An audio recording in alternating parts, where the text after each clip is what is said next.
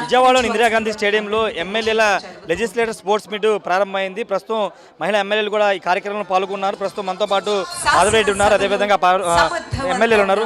Madam ఏమనిపిస్తుంది అంటే ఎమ్మెల్యేలు స్పోర్ట్స్లో పార్టిసిపేట్ కావాలని ముఖ్యమంత్రి గారి నిర్ణయం, స్పీకర్ గారి నిర్ణయం ఏమనిపిస్తుంది? ఈరోజు స్పోర్ట్స్ మీట్లో పాల్గొన్నారు. రాష్ట్ర ప్రభుత్వం క్రీడల మీద ఎంత ప్రాధాన్యత చూపిస్తా ఉందో ఈరోజు ఎమ్మెల్యేలు ఎమ్మెల్సీల యొక్క స్పోర్ట్స్ మీట్ తెలియజేస్తూ ఉంది. డెఫినెట్గా రాబో కాలంలో క్రీడలకి అత్యధిక ప్రాధాన్యం ఇచ్చి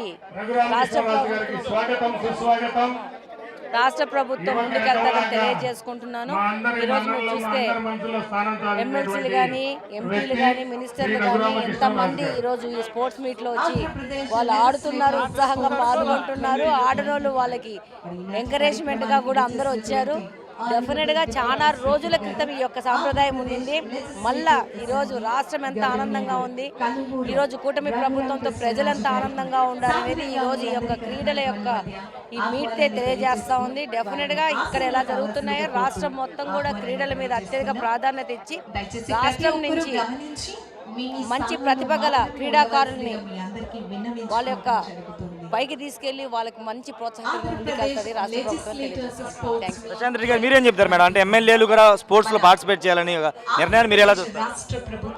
యాక్చువల్గా ఎప్పుడు రాజకీయాల్లో ప్రజల్లో మమేకమై తిరగమని చెప్పే మన ముఖ్యమంత్రి చంద్రబాబు నాయుడు గారు కొంత సమయం అసెంబ్లీ తర్వాత ఇది ఇంతవరకు ఉన్న సాంప్రదాయాన్ని తిరిగి ప్రవేశపెట్టి ఎమ్మెల్యేలకు కూడా కొంచెం వెలుసుబాటు ఇవ్వాలి అని చెప్పి నిర్ణయించి ఈ కార్యక్రమం చేపట్టడం జరిగింది.